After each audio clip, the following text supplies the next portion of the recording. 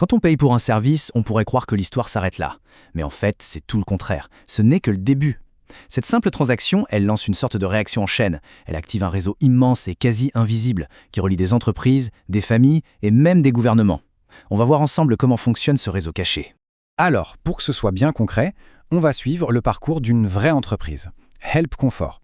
Plomberie, électricité, serrurerie, bref, elle fournit des services dont on a tous besoin à un moment ou à un autre. C'est elle qui va nous servir de guide pour explorer les rouages de l'économie. C'est une question qui paraît toute simple, non? Mais la réponse, elle, est bien plus complexe. L'argent, il ne disparaît pas dans la nature. Non, au contraire, il commence un long voyage. Et c'est en suivant son parcours qu'on va découvrir les mécanismes fondamentaux de notre économie. Tout part de là. De la connexion la plus simple, la plus directe qui soit. C'est la toute première pièce de notre puzzle économique. Voilà notre point de départ. La famille Carteron qui a besoin de nouveaux volets. Help Comfort qui vient fournir et installer ces volets. Et en échange, la famille Carteron paie la facture. C'est une transaction basique que des millions de personnes font tous les jours. Simple à première vue.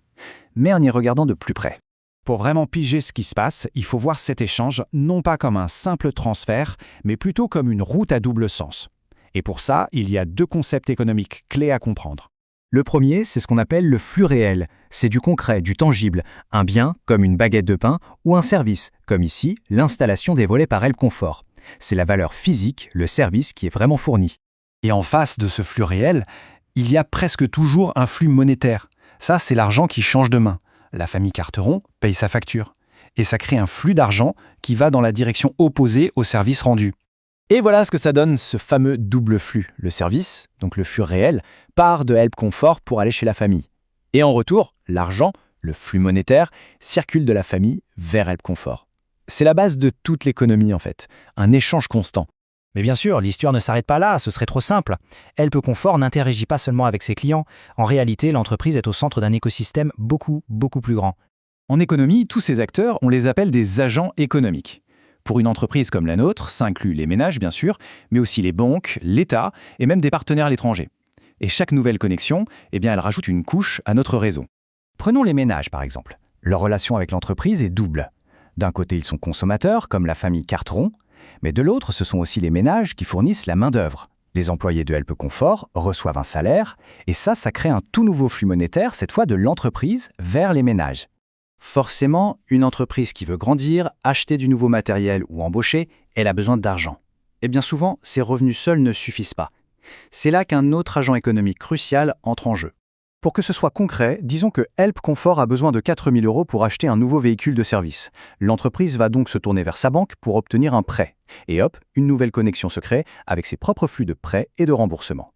Et puis, il y a l'État. Là aussi, c'est une relation donnant-donnant. D'un côté, Help Comfort paye des impôts et des taxes. Ça, c'est un flux monétaire vers l'État. En retour, l'État finance les services publics, comme les routes ou la sécurité, des choses dont l'entreprise profite. L'État peut même parfois verser des aides pour soutenir l'activité. Et attention, ce réseau ne s'arrête pas aux frontières du pays. Aujourd'hui, une économie est forcément mondiale. Pour trouver des matériaux spécifiques ou de nouveaux marchés, Help Comfort interagit avec ce qu'on appelle le reste du monde, par exemple en important des pièces détachées d'un fournisseur en Allemagne.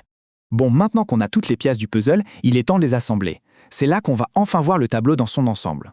Et le voilà, ce fameux circuit économique complet. On voit bien Help Comfort au centre qui échange en permanence des flux avec tous les autres agents. Des services vers les ménages qui en retour fournissent du travail, des impôts vers l'État qui lui fournit des services, des prêts et des remboursements avec les banques, des importations avec l'étranger, absolument tout est interconnecté. Ce tableau résume bien tout ça avec des exemples très clairs. Le versement d'un salaire, c'est un flux monétaire. La livraison de matériel, un flux réel. Chaque ligne de ce tableau, c'est un lien dans ce grand circuit, une sorte d'artère qui fait circuler la valeur et l'argent dans toute l'économie.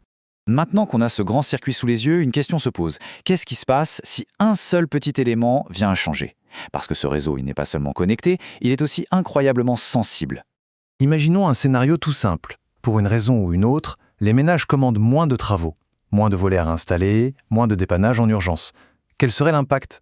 On pourrait se dire que ça n'affecte que Help Comfort. Mais en réalité, pas du tout. C'est un véritable effet domino. Moins de commandes, ça veut dire moins de revenus pour l'entreprise. Moins de revenus, ça veut dire moins d'impôts versés à l'État. Si la situation dure, l'entreprise aura peut-être besoin de moins d'employés et donc versera moins de salaires. La baisse d'activité d'un seul acteur se propage dans tout le réseau. Et ça nous amène au point le plus important de toute cette histoire, l'interdépendance.